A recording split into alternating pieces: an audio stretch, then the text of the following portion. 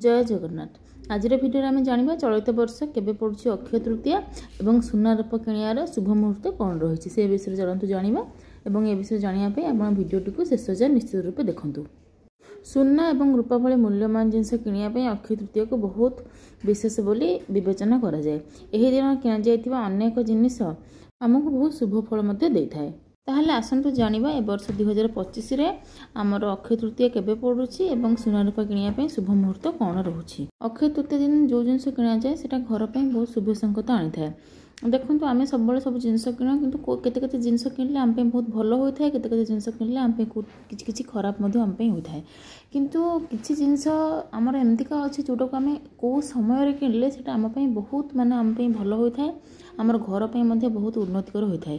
तेणु 2025 रे अक्षय तृतीयार शुभ मुहूर्त कौन अच्छी जानापी आपण भिडियो शेष जाए देखूँ। कहुए जदि आप अक्षय तृतीय सुना और रूपा भली मूल्यवान जिनिस किणती तेबे यह वर्ष सारा घरे समृद्धि सुनिश्चित करे।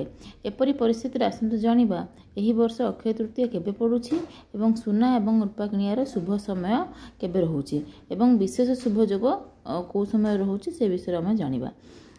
वैदिक कैलेंडर अनुसार वैशाख मास शुक्ल पक्षर तृतीय तिथि एप्रिल 29, 2025 संध्या 5:31 आरंभ होब एवं एप्रिल 30 अपराह्न 2:12 शेष होब।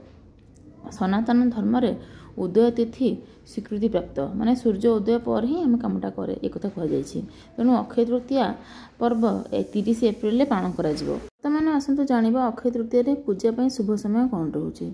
सकाळ 5:41 आरंभ करी मध्याह्न 12:18 पर्यंत यही समय देवी लक्ष्मी और भगवान विष्णु को आप पूजा कले आपण को अक्षय फल मिलता है। अक्षय फल मिलता है माने आपण नॉर्मल डे रे पूजा कले जी फल मिल आपड़ी जो टाइम मुझे बर्तमान कहली आपको सकाळ 5:41 मध्याह्न 12:18 पर्यंत यही टाइम जब आप पूजा करेंगे माँ लक्ष्मी और भगवान विष्णु आपको अपार फल तार मिल।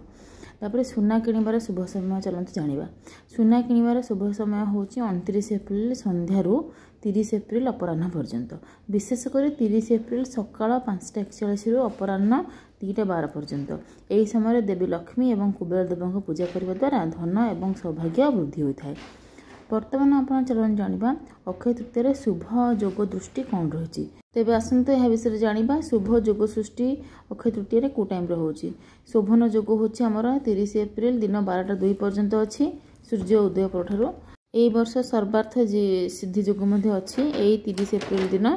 तापर यही शुभ योग लक्ष्मी नारायण पूजा करने द्वारा धन समृद्धि आपन को प्राप्त होता है। तापर अक्षय तृतीया 2025 पांजी आमर कौन कहूँ सूर्योदय आमर हूँ भोर 5:41 सूर्यास्त हूँ 6:56 ब्रह्म मुहूर्त हूँ आमर भोर 4:14 आरंभ करी भोर 4:58 पर्यंत।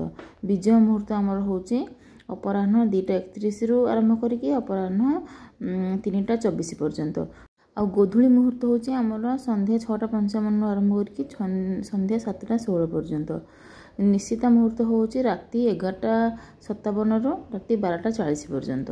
बर्तमान आपको सब शुभ समय कहीदेली। अक्षय तृतीय आप लक्ष्मी माता और नारायण को पूजा करूँ अक्षय तृतीया दिन और आपको सुना किणार शुभ मुहूर्त जो कही से समय आप सुना किनीपारे। आदि आप लक्ष्मी नारायण को पूजा करेंगे ये दिन ताहले आपको माँ लक्ष्मी और भगवान विष्णुकर अपार कृपा प्राप्त हो। जब वीडियोटी भल लगे चैनल को सब्सक्राइब करदे एमती नुआ नुआ वीडियो आप देखा पाए। ओम नमो भगवते वासुदेवाय। पुणी देखा गोटे नुआ वीडियो रही।